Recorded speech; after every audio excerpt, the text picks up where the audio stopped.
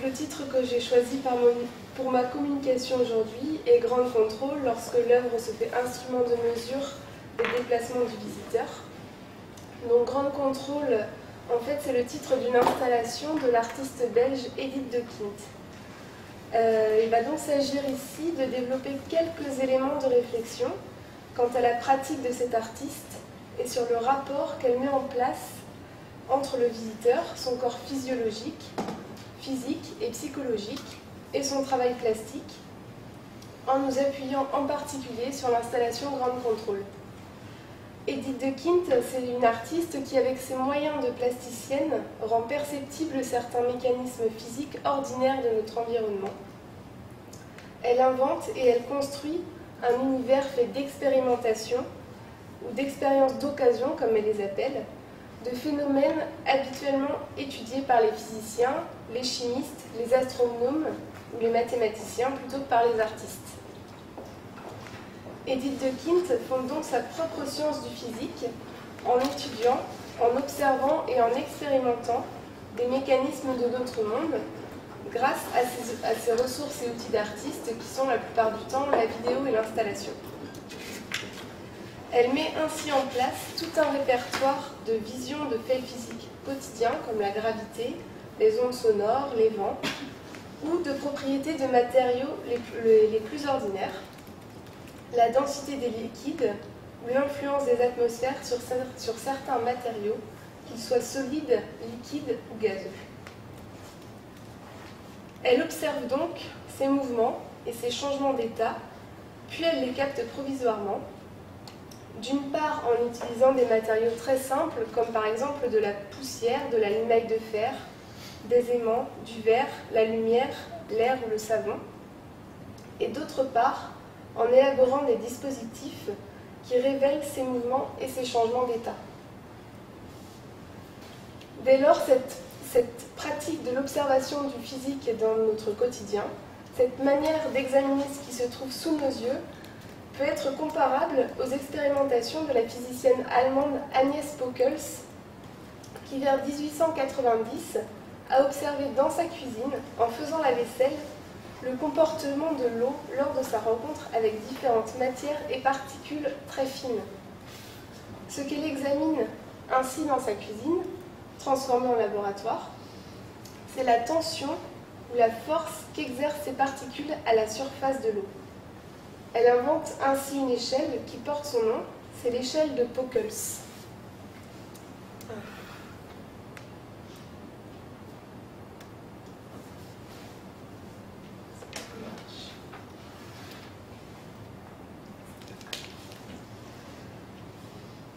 Donc le dispositif d'Agnes Pockels pour mettre en place sa physique des surfaces est simple. Et il est ici décrit par la physicienne elle-même. Elle dit, j'utilise un récipient elle explique, j'utilise un récipient de 70 cm de long, 5 de large, 2 de haut, rempli à ras-bord et une bande métallique d'environ 1,5 cm de largeur, posée en travers d'un récipient de façon que sa face inférieure soit en contact avec la surface de l'eau, ainsi divisée en deux parties de surface ajustables. Je mesure la tension superficielle de l'eau en ajustant le poids d'une petite balance romaine de façon à décoller un petit disque, 6 mm de diamètre, attaché à un fil et posé sur l'eau. Alors comme ça, Agnes Pockels pèse la surface de l'eau, sa force, la tension presque imperceptible qu'elle exerce.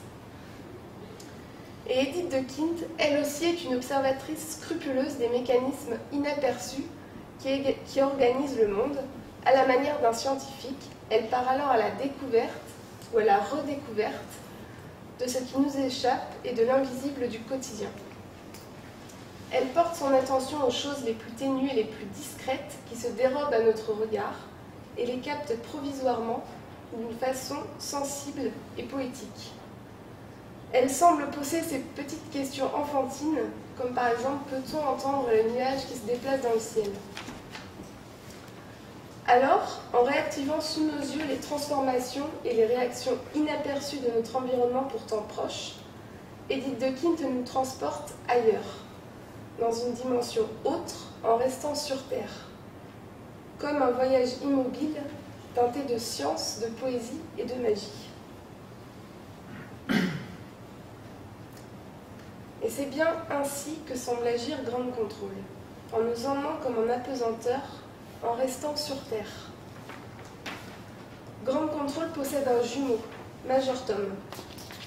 Eux deux font donc de toute évidence référence à la chanson de David Bowie, Space Oddity, dans laquelle un jeune astronaute, Major Tom, perd le contact avec la station de contrôle sur Terre, Ground Control, et se résout à errer dans l'espace attendant une mort certaine. Ground Control et Major Tom prennent avec Edith de Quint la forme de sphères, toutes deux conçues dans une matière plastique très fine, l'une noire et l'autre grise. Ces sphères, à l'échelle du corps humain, sont remplies d'air et d'hélium. Ce sont des sculptures d'air. Les caractéristiques de la sphère, ses dimensions, la quantité d'air et d'hélium, la finesse et donc le poids de l'enveloppe noire ont été minutieusement calculés et étudiés afin de permettre à l'objet de flotter. Le noir, mat et profond de la matière de Ground Control lui octroie un poids, une densité qui ne correspond pas à sa légèreté et à sa manière de flotter. C'est sans doute ainsi que Ground Control, dans un premier temps, nous transporte en apesanteur, comme si le poids des choses avait disparu autour de nous. Le volume ainsi gonflé est instable, en perpétuel mouvement entre le sol et le plafond, de l'espace d'exposition. Et ce qui fait aussi la sphère, ce qui la fait changer de place, monter au plafond ou descendre au sol, ce sont les variations de température, les moindres mouvements et courants d'air, les variations d'humidité exercées naturellement par les conditions atmosphériques, les changements météorologiques, mais aussi par les corps des visiteurs qui se déplacent dans l'espace d'exposition. Le contrôle au sol renvoie en aéronautique à la station au sol émettant des indications aux avions concernant les conditions atmosphériques ou les mouvements aériens. Alors Ground Control se fait appareil de mesure et d'observation de l'atmosphère, des conditions au sol sur Terre. Le récepteur, en se déplaçant dans l'espace d'exposition, devient satellite de cette grande sphère qui, comme une planète, gravite dans l'espace et autour des corps. La trajectoire de Ground Control dévie sensiblement, frémit, dérive lentement, tantôt frôlant le sol, tantôt approchant le plafond, à l'image d'un niveau à bulles.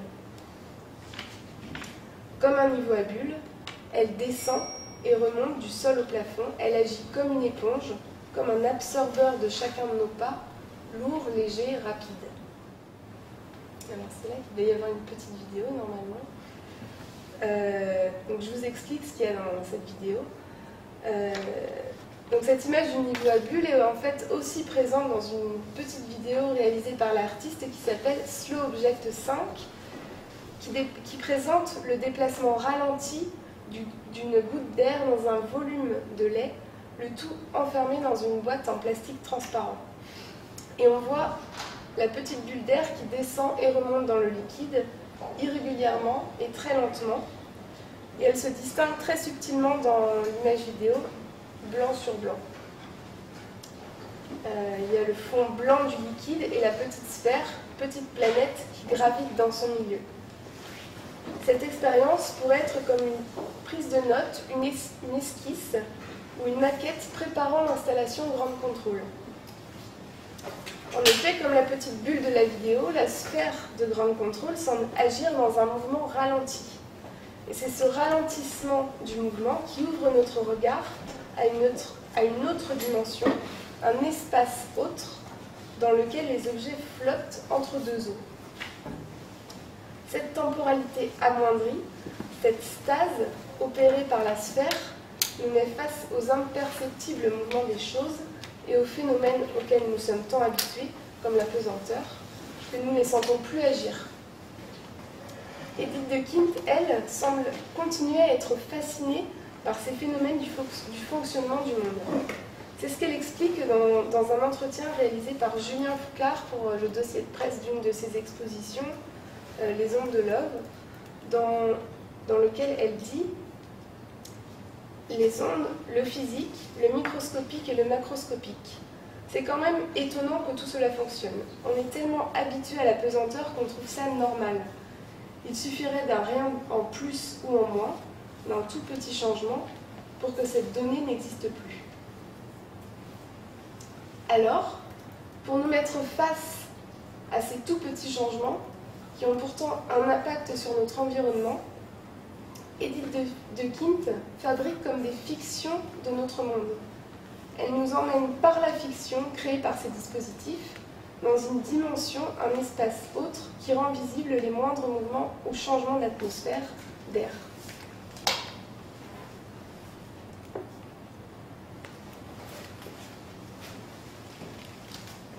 Donc ce procédé, celui de la production de fiction de notre monde, on pourrait le rapprocher du procédé de celui utilisé par l'astronome Johann Kepler en 1634 dans son Songe ou astronomie lunaire. En fait, cet ouvrage, il vise à faire accepter la théorie héliocentrique copernicienne, et pour cela, Kepler nous emmène sur la Lune.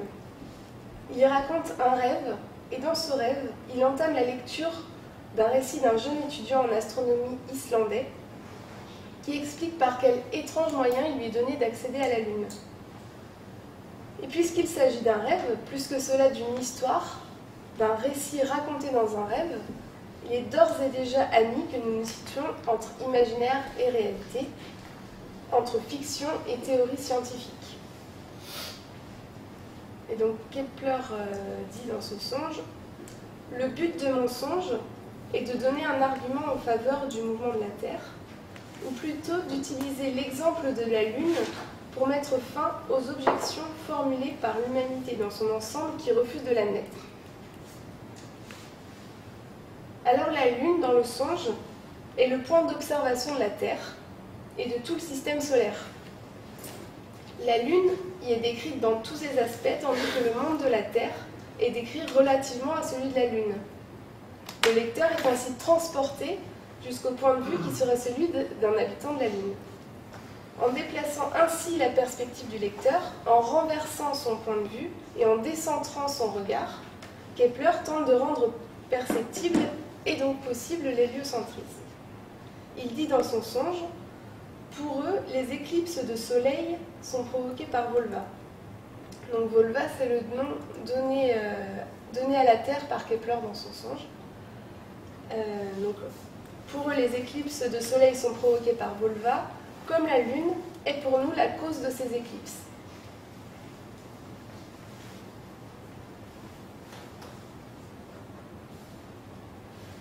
Donc la nouvelle organisation de l'univers de Copernic n'est en effet pas visualisable. C'est donc en ayant recours aux ressources visuelles de la fiction, en mêlant techniques poétiques et démonstrations astronomiques, que Kepler tente de le rendre concret et visible.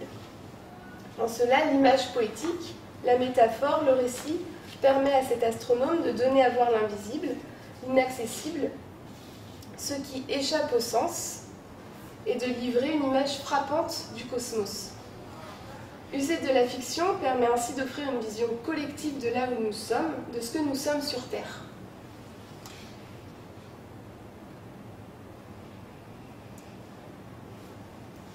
La sphère inventée par Edith de Quinte, elle, par la fiction qu'elle crée et sa dimension ralentie, est sensible et nous rend sensibles à la chaleur que nous dégageons, à nos mouvements, à nos déplacements, nos avancées, nos retours, nos arrêts.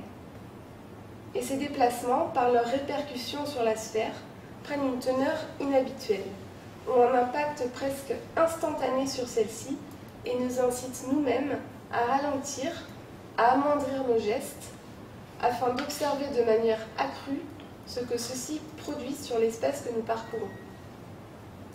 Il faut adhérer au rythme de la sphère pour pouvoir l'observer et la saisir. Pour approcher l'imperceptible, le presque rien, l'inaperçu qui nous entoure, les seuils, il faut sans doute agir avec discrétion, délicatesse, agir aux limites. Grand contrôle n'existe donc que dans un espace à parcourir n'est possible que par le déplacement des corps dans cet espace.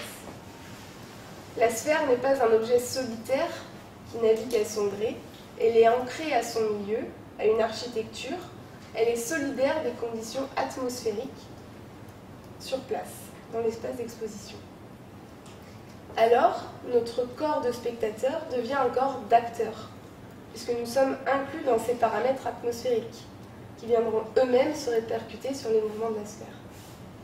Celle-ci se saisit donc de nos mouvements, de notre parcours, elle capte notre état physique et physiologique, notre température corporelle, notre rythme, celui de notre passage, de nos pas, de notre souffle.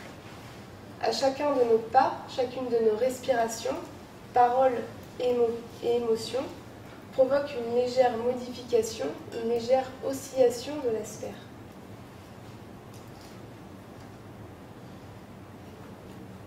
On se déplace rarement pas à pas, c'est-à-dire en prêtant attention à chaque pas. Il faut pour cela que quelque chose retienne notre attention, notre intérêt sur le chemin, sur le sol que nous foulons. Il faut par exemple que ce parcours soit inédit, que nous nous appliquions à ne pas nous perdre, ou que l'endroit vers lequel nous nous dirigeons ne soit pas sûr, que nous sentions que quelque chose peut survenir à chaque instant.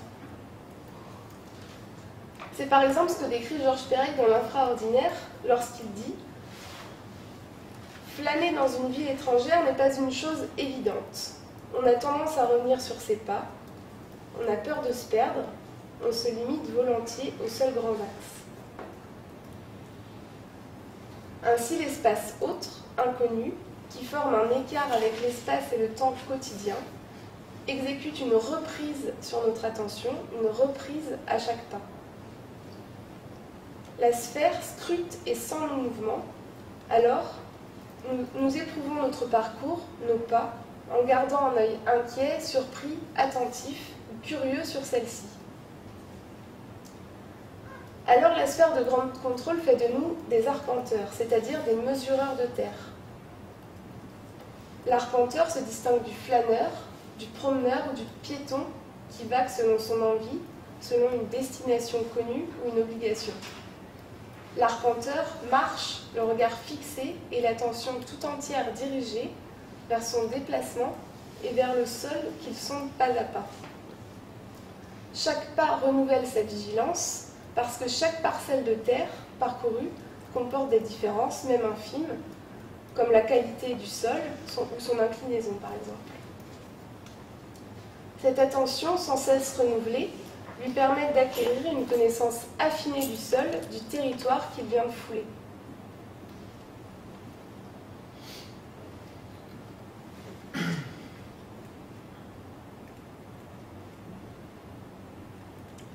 Donc ce qu'interroge Grand Contrôle, mais plus largement l'ensemble de la pratique d'Edith de Quinte, c'est l'influence de l'homme, de ses actions, de ses activités sur son environnement et ses changements, ses dérèglements.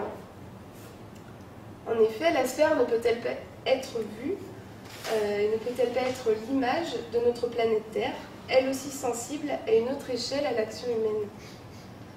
Comme nous vivons sur Terre, nous sommes pris dans son mouvement, dans sa temporalité, dans ses changements, alors nous ne percevons pas d'emblée ces dérèglements. De la même manière, nous ne sentons pas physiquement la rotation de la Terre. Nous avons plutôt l'impression que ce sont les étoiles, par exemple, qui bougent par rapport à nous. Il s'agit de la même expérience lorsque nous montons dans un train, nous nous installons pour attendre le départ, et sur la voie d'à côté, nous croyons voir le train partir. Mais c'est bien le nôtre qui lentement quitte la gare. Notre perception nous a trompés parce que nous sommes pris dans le véhicule. Alors Edith de Quinte, avec Grand Contrôle par exemple, nous montre la Terre de loin. Sa pratique semble permettre cela. Regarder de loin, à la lunette astronomique, ou parfois de près, au microscope. Ainsi, par une forme de désorientation, de tour ou de retournement des échelles et des mesures, par une forme de démesure, Edith de Quinte nous laisse appréhender de quelle manière les moindres gestes influent sur notre environnement le plus proche, sur le territoire que nous habitons. Elle nous pousse à observer et à être attentifs vigilant, c'est-à-dire à exercer une forme de veille sur ces gestes et mouvements que nous exécutons sans y penser et sur ce qu'ils produisent.